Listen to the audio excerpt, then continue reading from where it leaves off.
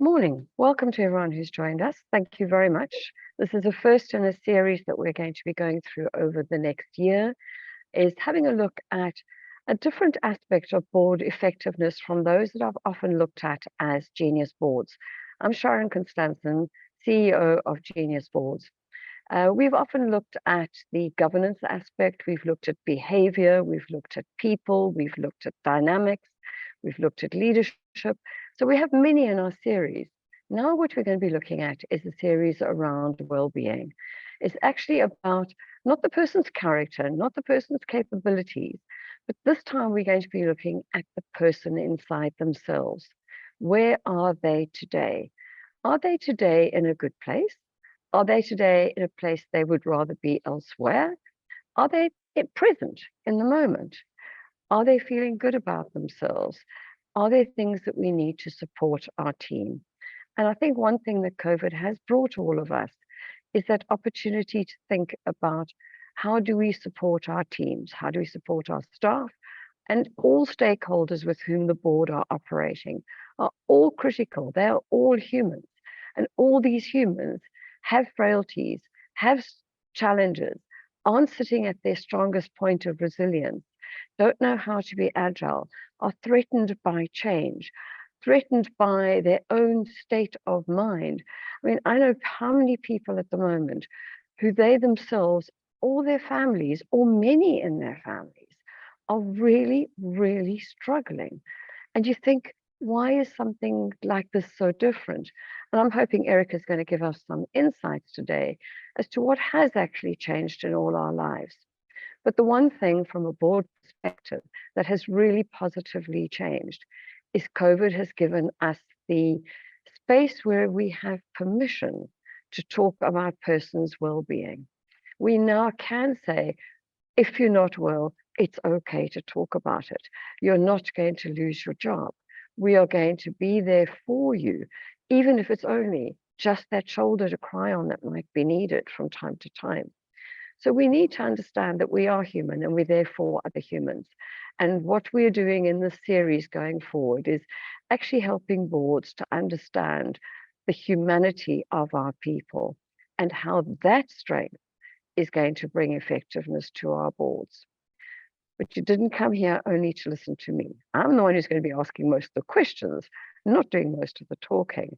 I met Erica Terblanche the other day in person. I felt as though I've known her all my life, but I haven't. I actually only met her in Cape Town last month, where she dragged me physically screaming from my work desk that I was at a hotel in Cape Town and said, look at the weather, look at the wind, we're going for a walk. So off we went across the Sea Point Promenade for a good, decent blow and walk. The wind was doing its thing and it was absolutely beautiful. So Erica, I have to say, first of all, thank you so much for that hour and a half of pleasure I will never get back in any other way. Or I'm glad I got, because I can work anytime at any time, which I did later that night. But that hour and a half was really special. And she's always there for me, sending a note saying, my friend, I'm here. Do you need anything? And you know, there are not many people in the world who take the time out to do that kind of thing, to, in their profession, be there for other people, as a friend, to be there for other people, as a board member, to be there, as a director, as a stakeholder, as somebody else, to be there for all the others around you that are constantly needing you. What we're going to do today is Erica Terblanche will talk about who she is, what her career has all been about. I'm not going to try and introduce her, other than she does things that just blow my mind, walking across deserts for days at a time. And I think, are you mad? Yes, I think you are, Erica. She will introduce herself, but what we're going to be doing is she'll tell you a little bit about some of the science behind what she's learned through personal experience, through education, and understanding people and her customers. And then we're going to have most of the balance of the hour will be held in conversation, just talking about specific things. Now, the importance is you've got questions. Please put them in the Q&A. I will pick them up, I'll blend them into the conversation I'm having with Erica to make sure you get some of the key points you would like addressed so that we can come out of this with an action point of value you can take home. Hopefully you'll have a handful of them. So at this point, Erica, I would like to take the opportunity to enjoy handing over to you. Thank you very much. Thank you so much, Sharon. And can you hear me okay? Is the sound quality good? Sound is perfect. You look great. And I understand wonderful. You are in load shedding in South Africa in the heat, suffering. Thank you for being with us. Yes, you know, suffering, it's contextual. So, okay, I can't make a cup of coffee, but my Zoom still works. So, you know, there's lots. Well done, you. Exactly. So, Sharon, thank you so much for the introduction. And I just want to say that 1.5 hour of wind-blown pleasure that we had on the promenade, I'm not surprised that you worked after that, because we know from science that when we move our bodies, it has a remarkable performance effect for us. We are 300% more creative, 150% more productive for about 3 hours after exercise, even just half an hour. So we had 1.5 hours, so you probably got about 3 hours of work back from that. So wonderful. But, you know, and I also just want to say thank you for this friendship and the collaboration that we've entered into, because I believe that loss and continuing decline in our mental well-being in society is actually a silent assassin for performance, for our happiness and our overall sense of fulfillment in modern life. So you asked me to introduce myself. I'll do that as quickly as I can. So I have 20 years in corporate strategy and organizational change and sustainability strategy, mostly working with boards, FTSE 100 boards, executive teams, top 100 leadership level in organizations. And what I must add to that is, for the past 30 years, I had another vocation. I've always been a seeker. So in the past 30 years, I've read most of Barnes & Noble. I spent about 10 years in the UK, Barnes & Noble and Exclusive Books, etc.'s self-help section. But then later in life, about 20 years ago, I turned to science. I did a degree in psychology, a master's degree in positive psychology. I became a life coach, a systems coach, a values coach. And all the while doing this work, I've had one predominant question. And that question is, what makes for a happy, worthwhile, and fulfilled life? That has been the question that has driven me for the past 30 years. And for good measure, you did mention the running. For good measure, I have been doing endurance sport for the past 25 years. At international level, often winning some of the world's toughest running races, often running in the great deserts of the world for up to 7 days at a time, distances above 250 kilometers at a time. So the interesting thing about it was not that I won many of these races, but that it gave me an incredible platform on which to test these practices and skills and academic theories that I learned at the foot of my teachers of psychology and positive psychology. And you know, there at the far brink of human endurance, where you see the human soul in relief, there's really nowhere to hide. Very quickly, one burns away the chaff of things that don't work. And it's only the practices and the habits and the skills that really stand the test and that remain. And those are the ones that I bring into my work and teach to people.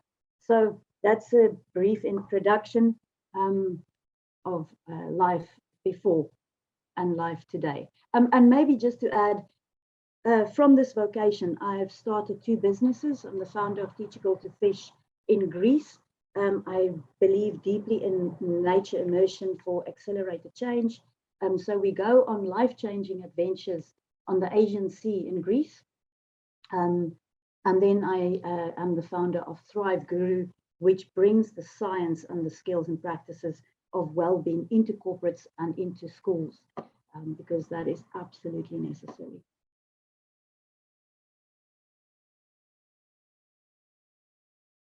Thank you. So that was my introduction. Your introduction. Thanks very much.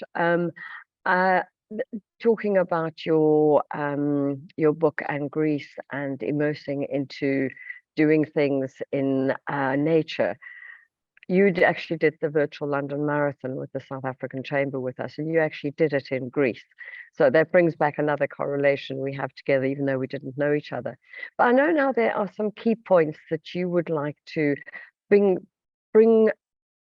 to our audience. And the first one is you wanted to talk really about the global mental health crisis and what that has done and how the West and Asia are different. Do you want to bring that first point to bear? Mm-hmm. So Sharon, I guess the point I want to make is during the past 30 years, I learned so many of, and I dare call it the secrets of happiness, because I think as a culture and as a society, we've often lost the trailhead of the things that guarantee fulfillment and happiness. And we have begun to prioritize things that do lead to success, do lead to economic growth, etc., but do not necessarily lead to happiness, well-being, and fulfillment. And over the past 30 years, and especially in the past 10 years, where I've been a lot more active as a life coach and in Thrive Guru, what I've learned is that people are really not coping, and increasingly so. That globally, our mental health is deteriorating rapidly. So I'm going to speak predominantly about the West, because most of our board members here are from a Western audience. And what I can say is that in the past 50 years, but let's just look at a global picture, in the past 30 years, since 1990, global rates of depression have increased by 50%. So globally, our depression rates have increased by 50%. In 2017, because there's before COVID and after COVID, in 2017, 10% of adults in the Western world suffered from depression. Post-COVID, those numbers have tripled. In 2021, in South Africa, the estimated number of people who are struggling with depression are ranges between 25 and 33%, depending on what reports you look at. In the UK, it's between 19 and 21%, again, depending on what sources you whether it's the UK Parliament's published reports or the NHS. And then in the USA, the numbers range between 21 and 33%. The point is that we have had a depression explosion across the Western world. And I often say to people, levels of depression is not what measures how well or not well we're doing. It's again looking at mental health on that spectrum of -10 to 0, about being mentally unwell. What about thriving? Looking at it from the perspective of 0 to 10, how do we get people to thrive? So much better ways to look at it is, do people have a sense of optimism, positive future outlook? Do they have a sense of agency? Are they motivated? Do they have drive?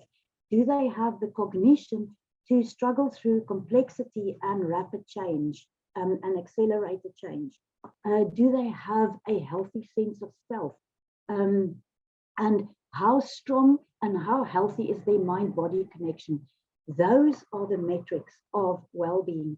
And so I'll cite research from a report that I believe is probably the world's most sophisticated and best global report on mental health. It's called the Sapiens, it's done by Sapiens Lab, and it's literally called the State of Global Mental Health Report of 2021. And I highly recommend this read. It is a fascinating report. And I know we're all data junkies, we'd love to get stuck here, but I'm going to highlight just 3 data points from this report that really struck me.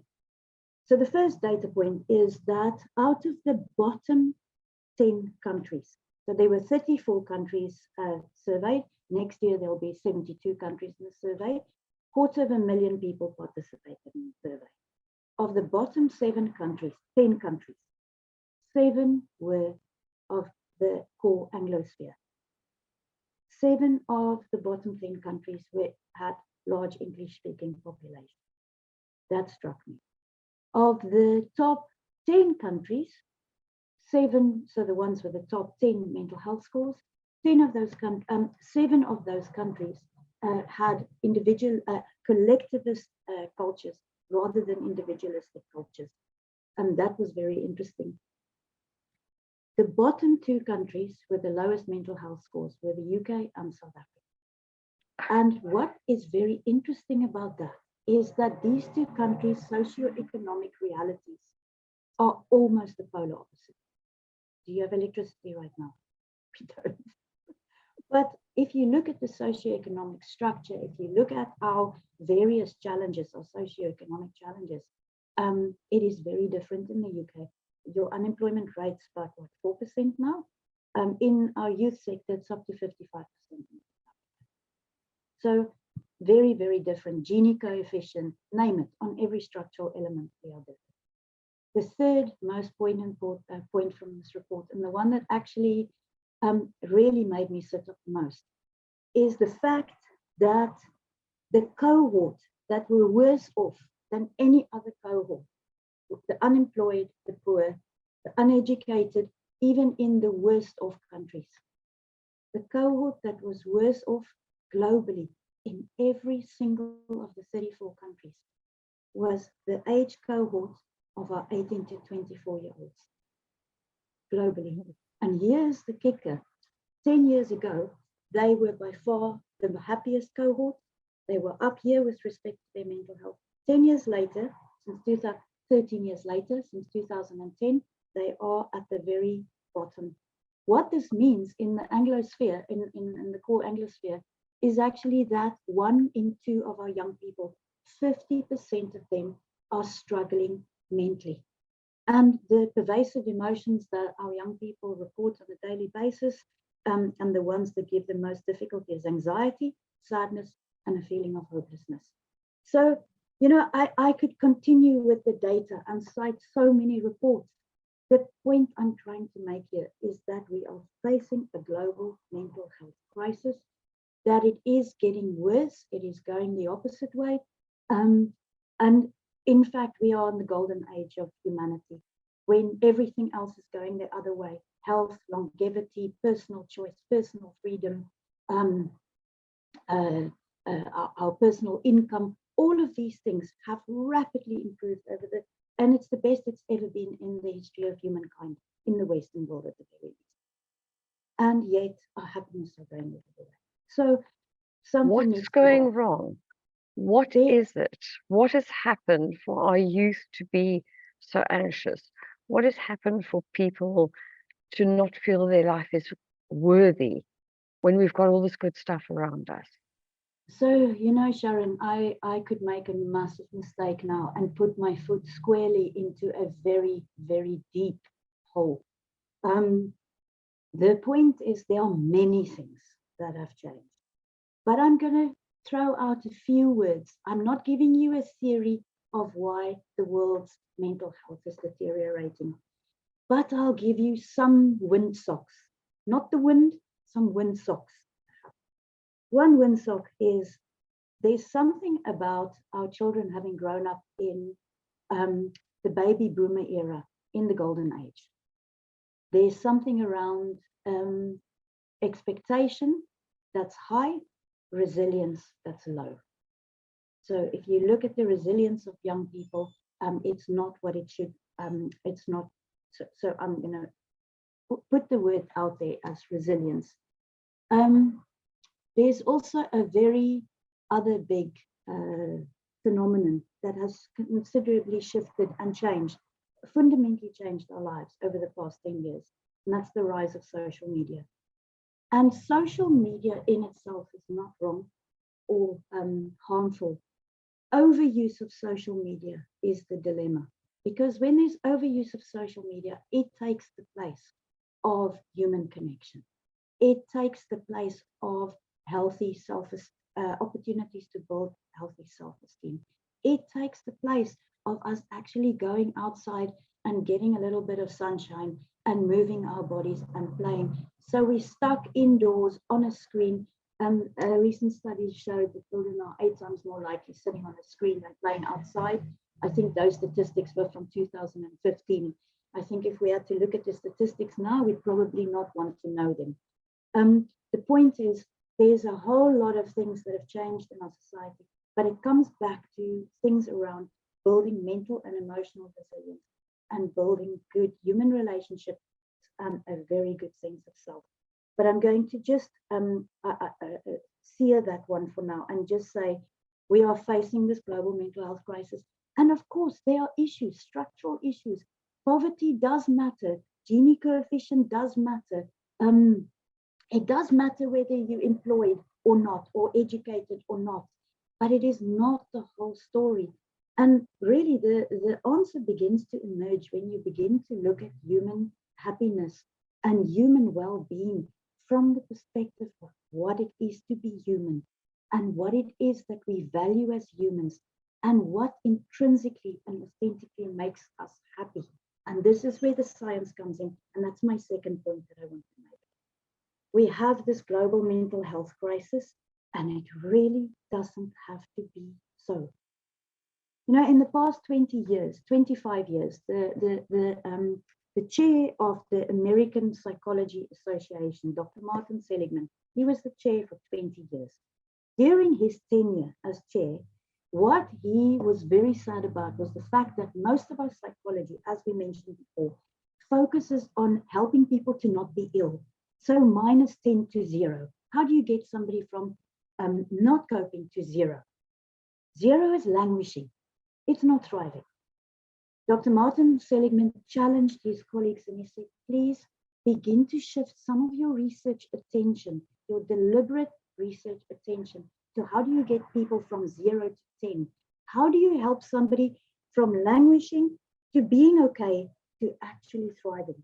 And over the past 25 years, many psychologists have taken up a call to arms, and an enormous body of research has emerged. It's under the discipline of positive psychology. I'm not talking about positive toxicity, toxic positivity. I'm talking about the science of helping people to feel better, do better, and live a worthwhile and happy life. And the point is that all this research has not yet made it into the curriculums of our schools or the curriculums of our boardrooms or the curriculums of our corporate learning and development. It's still sitting outside. Little fragments have begun to precipitate into our learning and development plans. I mean, we know many organizations offer meditation classes, or many organizations offer health memberships. But the approach is not holistic, and the way that this material has made it into our curriculums so far is not with a coherent and comprehensive theory of well-being. And that is what the science of positive psychology and the science of human flourishing gives us now. It gives us what are the building blocks of a meaningful, well-lived, happy, and fulfilled life. And by the way, it's not the things we think they are, just by the way, and it's not the things that we are chasing. So the second point I'm trying to make is that we need to have very deliberate efforts to bring this science of human well-being into our curriculums at school and in business. And I just want to add to this point, when I speak at schools, the teachers who run to me first after my talk or teaching are the life orientation teachers. And what they say to me is they say, Erica, how do we get this into the curriculum? Because it is not there yet. When I teach in corporates, whether it's the HR director, L&D, learning and development service providers, or the organizational design gurus, the one piece of feedback that's pervasive is that this is new. This material is new. And of course, I have to caveat this. Not all of it is new. We've been taught these things for 2,000 years from different belief systems and different value systems. and different philosophical systems. But one can't take Buddhist practices per se, or Christian practices, or Hindu, or Muslim practice, and bring it into the boardroom in its various forms. Science is the bridge that allows us to do that. Okay, that's the second point. The third point is this, and this is really important, especially for boards, because the people we're talking to now have such immense agency and the long arms of impact and stewardship, bigger stewardship than anybody else on the planet. So that's why I feel so privileged today speaking to this audience of board members. The thing that's really important is that our global deterioration in well-being is not just a responsibility for us to shift as corporates, but it is an enormous opportunity for differentiation. Because what do we know? The millennials are willing to give up on salary. They will choose a company over another if the company has a very good approach to well-being. We know from a recent report, and I can't remember the name of the report now. It was a MetLife study, and it was published in a Forbes article, that 58% of Americans will give up salary for work-life balance. 35% said they would leave an organization if the well-being offering wasn't good enough. The big point I'm trying to make here is that organizations that are willing to truly and authentically, not just lip service, but help their people to cope better, are the ones that will win the war for talent. So it's a huge opportunity. The fourth point I want to make, and I'm almost finished, I've got just two more important points to make before we get into the real meat. The fourth point I want to make is that actually it all starts here. In my 20 years of corporate experience, what doesn't get championed by the board, what is not lived by the board, what is not prioritized by the board, doesn't get lived, championed, or prioritized in organizations. What doesn't stick in the board doesn't stick in organizations. And so the well-being culture begins here. Another study showed that out of 80 nominees for the awards for best employee well-being offering, the 80 UK companies that were nominated, the ones that consistently won every year had a board member who was passionate about well-being and who championed it. That was the one differentiating factor between the winners and the losers. The second question I want to ask today to us as board members here is, really, how much do you prioritize your well-being? When you look at your board meeting design, do you sit there literally for 12 hours for the entire day? Do you get up in the middle? When last have you been in a board meeting where you've gone for a lunchtime run, lunchtime walk? What's the environment like? Do you get outside exposure? Do you get some sunlight 3 or 4 times during the board session? Do you get outside? So do we really take well-being seriously? And from many of the reports that I've also read, and also from personal experience, I know the way we also treat our leadership teams is sometimes that, and Sharon, I'm so glad you said it at the beginning, the one thing that COVID gave us is permission to say, I'm not coping. And I don't think we've had that before.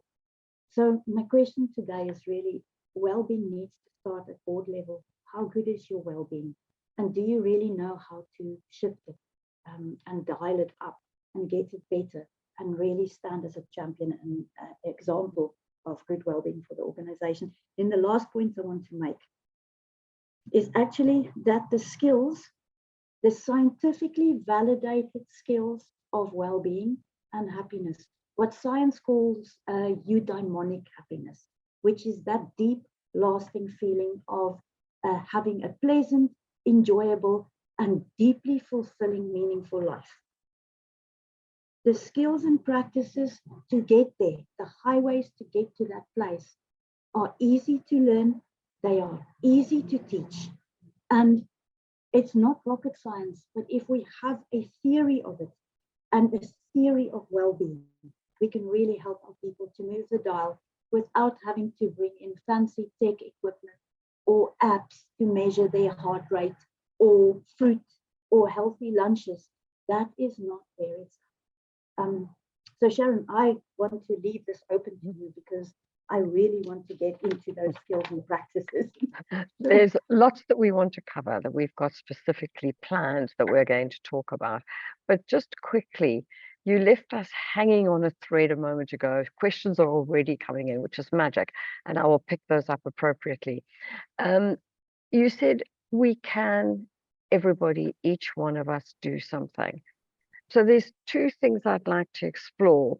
So let's just look first at, give me some ideas of what could I as a chairman do? What could I as a director do? What could I as a chief exec of a business do that actually is meaningfully changing the dial as you described it? Completely. So that's a really beautiful question. So Sharon, let me start the answer with what's wrong with our well-being interventions, and especially our mental well-being interventions. So we give our staff a meditation app, for example, and we say, please download this meditation app, Calm or Insight Timer, and make sure you do meditation. But interestingly enough, the CEO never, ever starts a meeting or ever starts a broader organization plenary with 30 seconds of silence, asking people to just be still in their chairs, just reconnect with themselves, let go of the mental clutter, take a deep breath in, take a deep exhale, exhale longer than the inhale, 30 seconds. And there suddenly everybody's present, everybody's concentrating, everybody is here, and it feels a lot better. And you can hear the ideas drop like a pin in the room. That's the issue. The issue is that we tell our people, you have to exercise, you have to look at your body mass index, you have to look after that. And here's a gym membership, but God forbid, don't do it in work hours. That's for home. We are well at home, but we are not well at work. And a CEO, I had a CEO in London who I would regularly see at lunch or in the mornings, and not early, not 5 a.m., at 8, running along the Thames. He set the example in our company that it was not just okay, it was very good to train.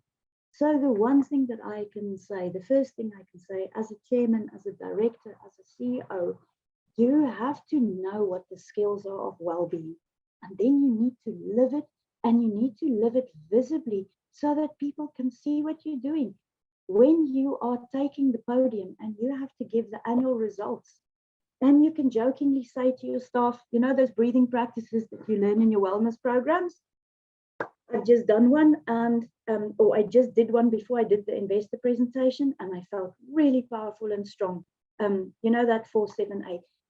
It's those simple examples where our leadership leads the way, and they show us what it looks like to live a life of mental and emotional and physical well-being. And if I can just add one other thing, so it's about setting the example as a culture. But I think the very other important thing is to know that you have to make work a place where we come to be well. You don't have to go away from work. So here's your meditation app, but there is a quiet office space where you can escape to and go for 5 minutes and have a quiet moment. You know, some organizations even have sleeping pods where you can roll out your little sleeping, it's a little briefcase with a sleeping mat, and you can legitimately have a half an hour, 20-minute power nap and come back as a superhero. So the first thing the CEO, director, and chairman can do is to live the example of it. The second thing is to really understand what the theory of well-being is and what the elements are. And the third thing, of course, is to challenge and ask and insist that the well-being program and organization is built in such a way that it responds to a coherent, comprehensive theory of well-being. and not the way we're doing it now, which is a bit of a shot in the dark, a little bit based on the survey in response to what people say they want. But we need to lead our people and help them back to these highway skills of happiness. And can I add one last thing that our leaders can do?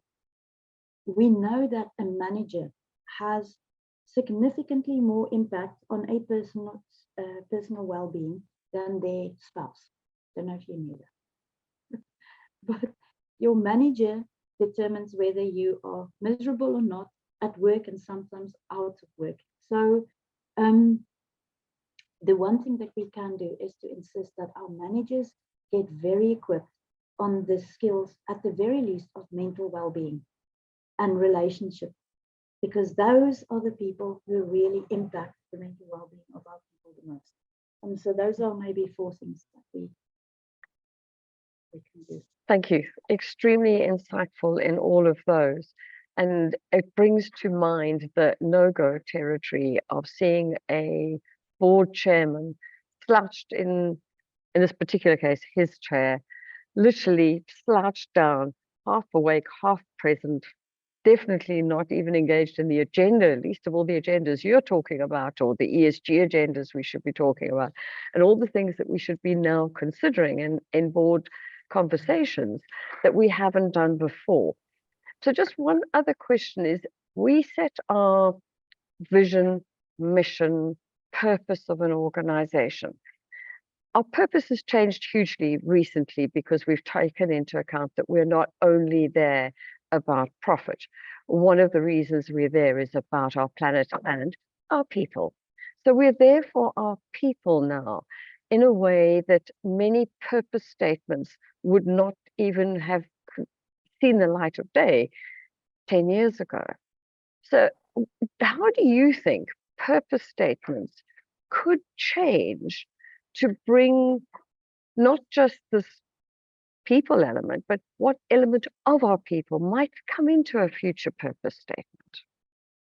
Yeah, absolutely. So, you know, Sharon, if you look at how much people, or let's go and look at the Great Resignation in the US.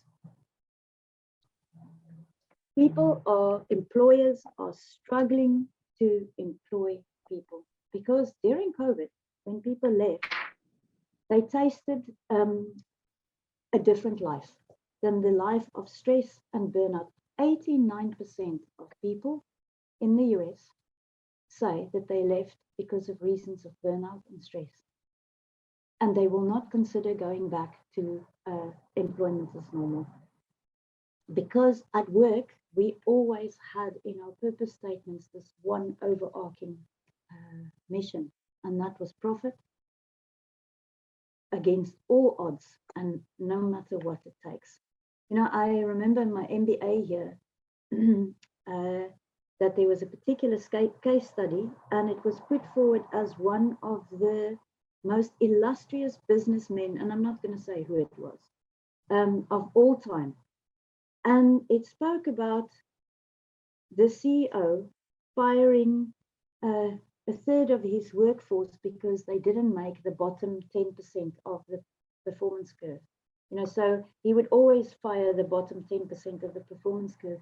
It just happened to be that in this particular plant, that it meant that he pushed a third of a town's inhabitants into unemployment.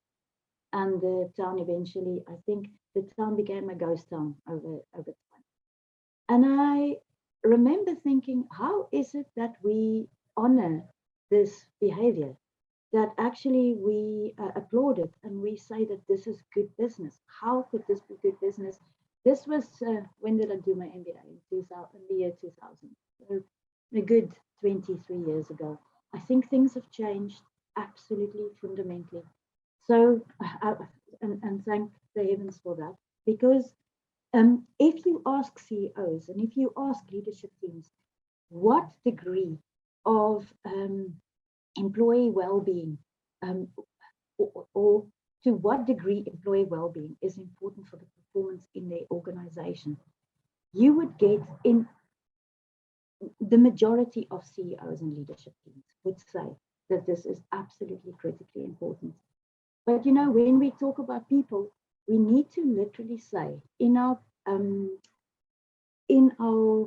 mission statements that we will look after the happiness and the well-being of our people, help our people thrive, help our planet thrive. So that's been on the agenda now for 10, 15 years, that, you know, ESG, trying to help our planet thrive. In the same way, I think the leading organizations will be the ones who put people into their mission statement.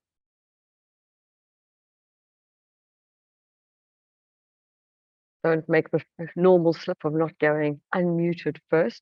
I'm sitting in the city of London, so it is now starting to wake up and get noisy around here.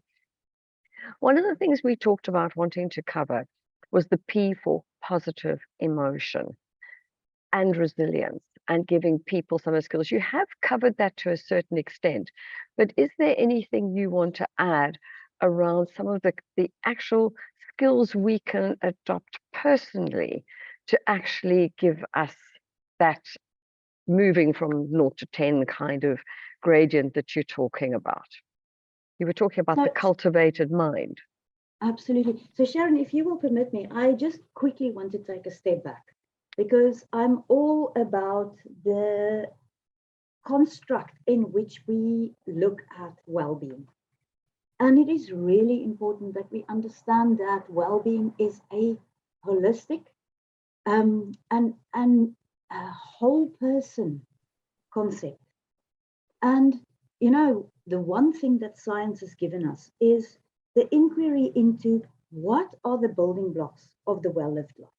What gives us reliable and robust well-being? What are those building blocks? So one of them is a cultivated mind, the ability to be mentally and emotionally resilient, to manage your emotions. That's one.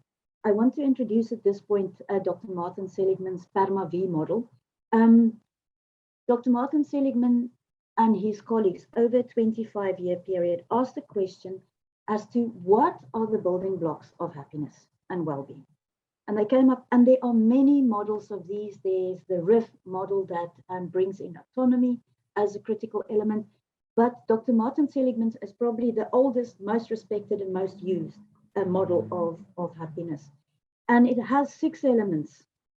And the first element is positive emotion and this positive resilience. So the model is called PERMA V. And the first acronym is for how do you get yourself to have predominantly positive affectivity, enabling rather than disempowering emotions. So there are really many, many skills of the cultivated mind. And what I always say to my clients, the quality of our life is determined by the quality of our mind. The experience of our life is determined by our thinking. And so there are 3 meta skills. There are many skills. This is a lifelong journey of learning, but there are 3 meta skills of the cultivated mind. And the first meta skill is that skill of moment-to-moment awareness, actually knowing what is going on in your head. So I don't know if you know this, but we have between 35,000 and 65,000 thoughts a day. But here's the interesting bit. 95% of it is on a repeat loop, right? And what we repeat is who we become. So if we have a mixtape of resentment, blame, anger, hopelessness, helplessness, victimhood, criticism, judgment, blame, you know. It sounds awful. Over time, that is who we become. If we run a mixtape of open-heartedness, warmth, gratitude, appreciation, optimism, or curiosity, excitement, those are the neuronal connections that we strengthen through repetition, and over time, that is who we become. So this thought that you have this next moment, and the next moment, and the next moment, is not as innocent as it seems. That thought is incredibly powerful. So the first meta skill is the skill of becoming aware moment to moment what it is that we are feeding ourselves mentally. And in our coaching, when I coach organizations or schools, the children are very good with this, is when you begin a new habit, start small. Just pick one small thing to begin. And if you want to develop the muscle of awareness, one thing to do is think of a habit that you repeat 3 times a day. Maybe you boil water 3 times a day for tea. Perhaps you go to the bathroom. That's a great habit to hook things onto. When you do one of these recurring habits, hook onto it that particular skill of just asking yourself, what is the quality of my mind right now? That's it. Am I anxious? Am I calm? Am I excited? Am I deflated? And over time, you begin to develop this habitual muscle of checking in so that when you sit in a board meeting and something is said or something happens or your wires get tripped, you're immediately on top of it and you have cultivated this meta skill of being aware of what's going on for you. And in that moment of awareness lies our choice. Without awareness, there is no choice. There's only reaction. So that's the first meta skill. And maybe I'll give you one more or 2 more if there's time. The second meta skill, and probably as important as awareness, is how do we use our negative emotions productively and constructively? What can we do to do that? So when we notice a negative emotion, the first thing I want to say is negative emotions are not the enemy. Negative emotions are not necessarily bad. Very often they are messengers telling us what needs to shift in our life. So the skill comes from acceptance theory, from cognition and acceptance theory, and commitment and acceptance theory. When you notice a negative emotion, ask it its name. Ask it exactly what name it goes by so that you understand, is this sadness or is it something else? What exactly is this feeling? Or is it excitement, or what is this for? But if it's a negative emotion, what is this feeling? Is it anxiety or is it excitement? So ask that emotion what its name is, and then ask it what is the message that it has for your life? What is it that it wishes for you to change so that you can let it free?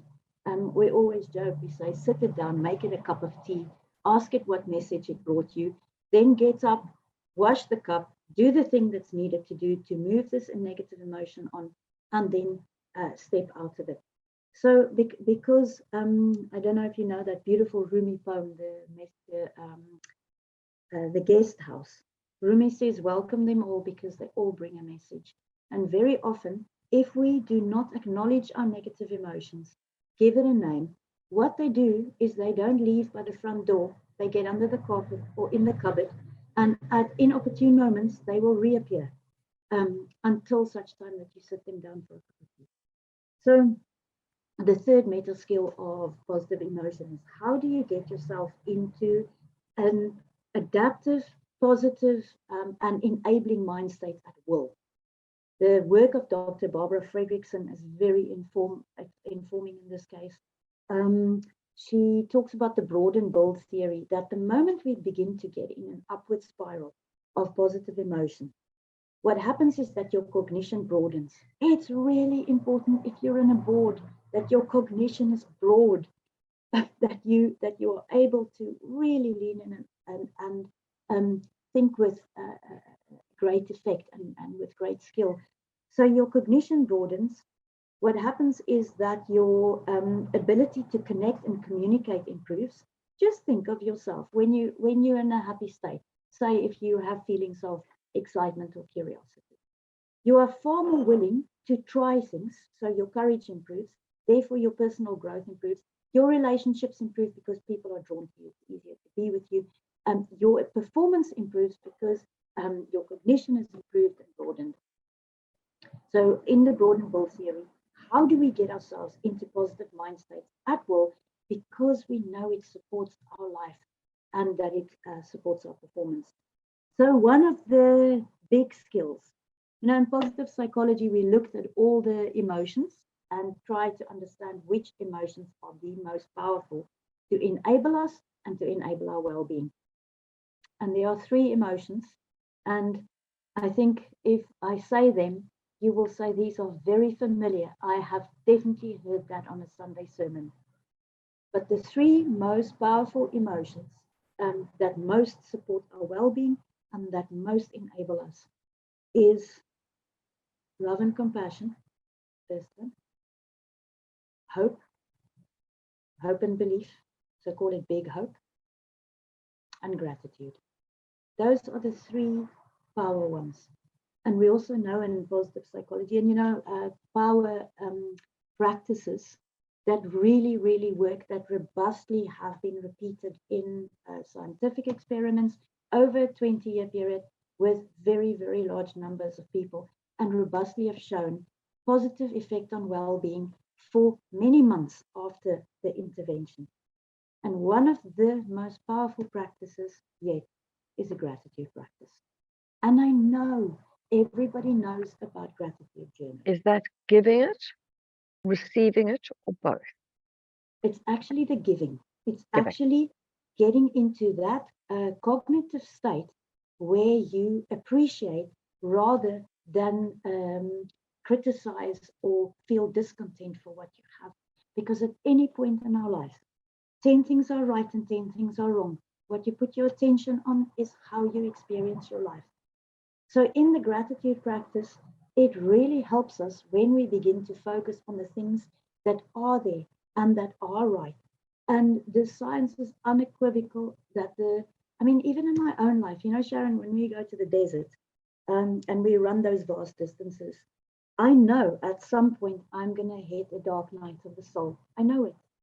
I know there's going to become a point where I want to give up.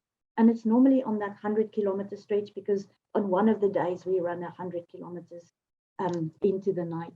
Mm-hmm. It normally comes for me just before sunset at about 60 kilometers. And it's really interesting.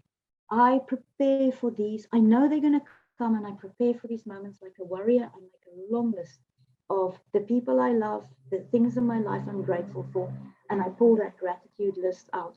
And it has pulled me out of so many difficult moments, because the moment you begin to repeat yourself what's right in your life, your hormonal pattern changes, your physiology changes, you are more upright, your posture improves, your breathing improves, your parasympathetic nervous system relaxes. So there's a really powerful gratitude practice. And if I wake up in a bad mood, or if I feel I'm stepping into rumination about what's not right in my life, I immediately do this. I ask myself 3 things I'm grateful for about today. Just 3 things. First, actually, I ask myself 3 things I'm grateful for about my life. And it is really important to write it down, because in the writing, as you begin to write, you very often go beyond 3. Then I ask myself 3 things in my life about this morning that I appreciate. So coffee always features. But then what always comes up for me is that this very morning I woke up, that I have the gift of one more day in my life to live, and to not take that for granted. And then I do a practice of asking 3 things about myself that I appreciate, because we know that as human beings, we are really, really, we have a negativity bias. We are problem solvers, and we have a negativity bias in how we look at things, even at ourselves.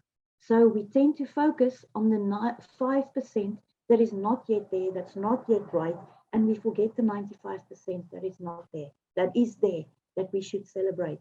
So those 3 practices, and it immediately changes your physiology. So yeah, that's one of the. So that was a very long answer to the question of mental resilience, but there's a whole lot of practices, meditation. I think we all know those things, where your posture was one you mentioned, exercise, sunlight, all these things that are so obvious, and yet we forfeit them, not willingly, but because we're not all in ourselves, we're only in here, the screen. We're here in this moment. We're not here in this moment. And I feel if we were here, we would absorb these things a lot better. And just a completely different conversation. A lot of people talk about the importance of working from home. I take two answers to that, the positive and the risk. Positive is I can get outside, I can walk to the kettle more often, I can go and listen to the birds, I can step away from things and actually be a better concentrating environment, provided I am well disciplined and I can manage myself. The part that I see as risk of not engaging sufficiently well in communities is people don't dress for the occasion. You're not going to see me coming to my Zoom work not dressed for the occasion. I will put my high-heeled shoes on and go to work. I will move from this location to that location so that I'm at work. And I think a lot of people start losing self-value in looking after themselves. How many people are still sitting on the bed at 10 o'clock in the morning, still doing their messaging? And I'm thinking, have you really found the reason to live this morning other than, yeah, there's more to life than that. So I always worry about, in every aspect of people saying, I like A or B, is have you respected the risks and are you at risk? And have you brought your whole being to this conversation so the risk has not arisen? So I think we've got time for a very quick point that you might want to make as the lasting point, because there's quite a few questions we haven't finished and we would like to probably get through and pick up in another session. But is there a specific topic that were in your list that you would find most pertinent in our last 2 minutes as Sharon, your closing piece? I just want to quickly, just for a second, respond. Okay, I just want to respond. Maybe this is important. And I want to respond to what you just said about the benefits of working at home. I mean, by and large, people have shown us by their resignations that something happens at home that's better for them than the opposite. They voted with their feet. And you know, in a recent Harvard study, they showed that actually if you tell people you will give them fruit at lunch, tech gadgets, gym memberships, all the fancy bells and whistles, the expensive stuff, or you give them natural light, a view of nature, noise reduction, a nice space to work in, that people definitely vote for the second. They want a good working environment. I think the biggest risk is, and I think people are in their own way showing up. If I think how many mornings at 9 o'clock I see people running on the promenade that I know before had no space in their life to actually exercise. And in that autonomy, they live their best life. And in my closing piece, what I want to say is what we need to do in the science of well-being is that we have to awaken people's highest actualized self. And we have to awaken radical self-leadership in people and equip them with the skills of this ability to actualize their highest potential so that they can stand in service better, because that's the highway to happiness. So my closing piece is, if I had more time, I would definitely talk more today about how do you help people become their best version of themselves, give them self-leadership. We don't need to, people will dress up. I put perfume on. It's only me and the dog here today. I put perfume on today because I'm seeing you on Zoom.